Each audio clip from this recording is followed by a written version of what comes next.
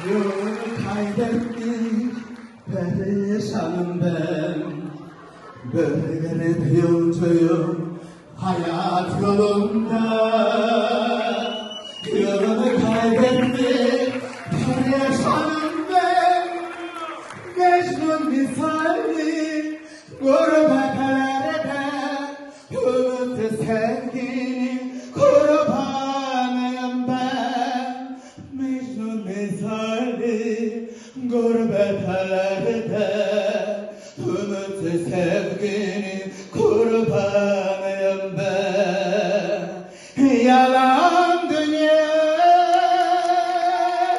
her şey bomboş, hangi sarhoş, yolcu sarhoş. Yalan dünya, her şey bomboş, hangi sarhoş, yolcu sarhoş.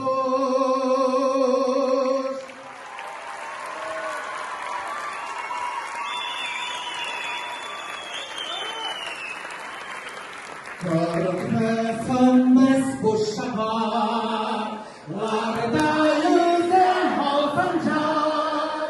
Sönmedi hürdümün tütünde sonun o benim eklimdir.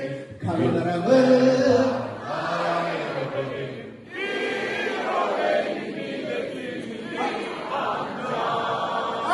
teşekkür ederim.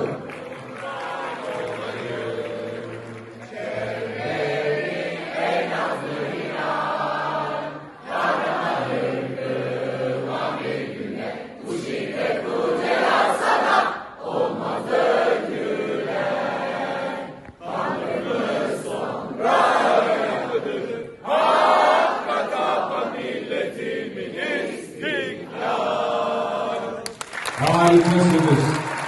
Harikasınız. Canlarım gittilerden.